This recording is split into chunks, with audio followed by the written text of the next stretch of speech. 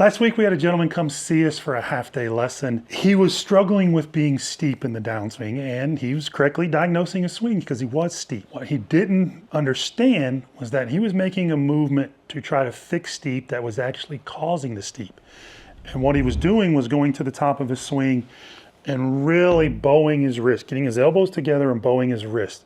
You can see from this down the line camera that that really lays the club face off. So as soon as you pull on the shaft, it stands it up, and then he was trying to save it by thrusting the hips forward and really getting the body up and out of the way to kind of drop it under late. He was a good enough golfer to do that on occasion. Like he said, he'd be plugging along, pars, and then boom, out of bounds. It's out of nowhere. And he was like, I don't know why I'm so inconsistent. When you do that movement, you're loading one of those OB balls in the chamber. This particular topic is a good one, and I like discussing lessons that we've had because this will help a whole lot of people. You know, this might not be for everybody, but this one video alone will help somebody to the point where they're like, hallelujah, I needed this. And that's why we're doing these. So let's just say you got an orthodox grip, normal. And your idea to fix your slice is to bow the wrist, okay?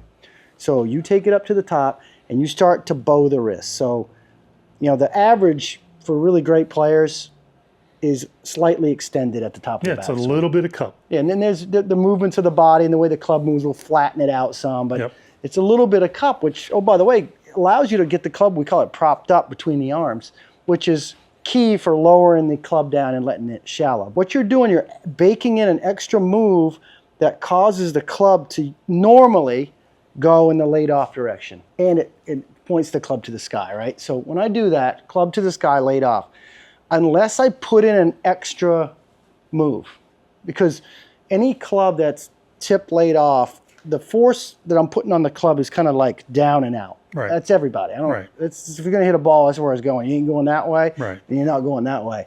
If I do that to a club that's kind of laid off and below my hands, let's just say, somewhere in there, and I pull on that, you can see what that does.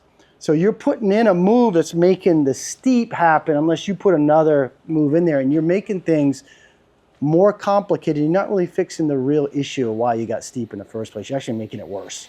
Now you can do this at home. Put your arm parallel to the ground, okay? Now I want you to focus on the top of your forearm. Don't let it rotate, okay? This is gonna be key. Arm up, don't let that rotate, and just bow your wrist. You're gonna feel that club start to pull. I'm trying not to let this rotate, but I can see it moving because there's so much mass now away from this joint that it's really pulling that arm forward. Now, if I do that at the top of the swing, I've got the club dipping and pulling me this way. Like you said, maybe you can go with Put another move in, which is going to drop it under, or what 99% of you are going to do is resist that by adding a torque to hold that club up. Now I've built in a steepening move that's going to show up way too early. And this is why we love teaching this swoosh, sickle, whatever you call it, where the club tracks back toward, the club head tracks back towards you some. If you're trying to do that, but then put a bow in there, you're doing a late flop of the club head, we call it. It's the flopping away and dropping. If I kept letting the club go, it would hit somewhere there. Right. If you let the club go, it should hit somewhere over here. Think about a John Daly, he did it perfectly. He clipped the club around the clock. Now, if I throw a bowing action in there, I've added in something that's making me have to make another compensating move. So if I pull on that, it's going to tumble. The face, if I do that and it tumbles, it's going to be so close that, like Mike said, I have to put another move in. Can you play like that? Obviously, a lot of things depend on the grip and the anatomy of how you move and everything. But the most bread and butter way to play is just feel like you make a fist up there with a fairly neutral grip, and you got it just about right. And you can hit every shot from there. That's the fix, because adding a movement that requires more movements to offset that in the downswing, for most of us, is not going to pan out like we think it's going to, right? We're not trying to do more in the downswing. We're not trying to recover from something we do in the backswing. The downswing is a reaction to your backswing. So if this club's on that kind of, you can just imagine it working on that kind of swing plane. It's called a plane of glass. And I get it working well, then I just jam it through and bust that plane of glass. It's got to go back out the other way to get it back on plane. I can't just keep circling it back in there. It's going to be a disaster for you. So I love the analogy of kind of making a punch up there at the top. Explain to everyone what you're talking about with that and how we can train that. Little mini grip lesson, just stick the club behind you here and grab it. You could also put it off to your side and just let your arm hang. That'll give you kind of the right amount of rotation in your hand here when you grip it. If I take that up and punch and make a turn and then punch the air and put my other hand on it, that puts me in a really good spot with a strong wrist position that when I start down, it may flatten a little before it goes back into extension, which is a natural kind of wrist flow pattern, instead of me having it here and having to fight it to keep it from tumbling out over. So just to put it on your shoulder, turn, fist, put your other hand on, start down, you'll be amazed how good that looks. You took my words right out of my mouth. Like, this is one of our favorite drills. Put the club on your shoulder, turn to the top, and kind of punch up and back.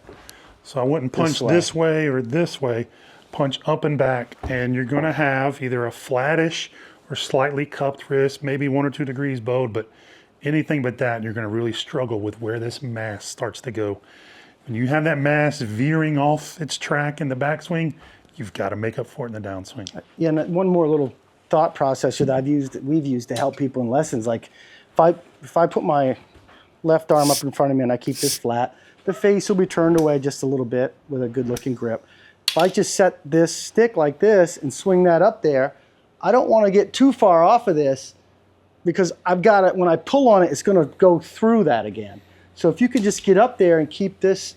Well, your stick should have some angle to it. So if you just flopped it down, your stick would get, let it stay down, your stick would get too flat. Exactly. That's not what we're after. You're getting away from that alignment. And that alignment, if I pull on it and it's in a good spot, comes right down here in line with the hands at checkpoint 6 and releasing on through. So that's just something we've used over the years to help people. So a bowed wrist isn't a fix for poor club face, you can have a strong grip, but have the club face open, have the club open in your grip. It's not a fix for that. It's not a fix for steep in the downswing. In fact, a lot of time it feeds steep in the downswing. Make sure, I love that alignment stick across the forearm. Make sure you've got that going into the top correctly. You're going to see yourself having to make such far more simpler movements to make a good swing. We're trying to make it easy on you. And if you have time to hit 1,000 balls a day, you can try to do whatever you want. You may figure it out. But if you're like most of us, build something that's kind of neutral, bread and butter, that allows you to hit all the shots. You don't have any holes in your game. The fist at the top is a good one we've used for a long time. And these are things that we've used. Yes, we do have a YouTube channel. We're also real instructors. We have real people. We're real life people. You can't, some of these ideas that you see over the years online, if they don't hold up with someone standing in front of you. Right. You got to put something in somebody's head to stand in front of you that works. So if you start teaching a lot over the years, we've given thousands and thousands and thousands of lessons, you start figuring out what helps people quickly and they can hang on to for a long time. And this has been a staple over the years. Make that fist, get the club in a good spot going into the top as it starts coming back at you. When you pull on that club, oh, by the way, it lays behind you more. You can do all those things. So that's what we're getting at. Somewhere in the middle of the road works. Now, if you're inconsistent, maybe this isn't your fault, you don't have a bowed wrist, but if you're inconsistent and not happy with that, click on the link in the first pinned comment below. We've got another drill to help you out.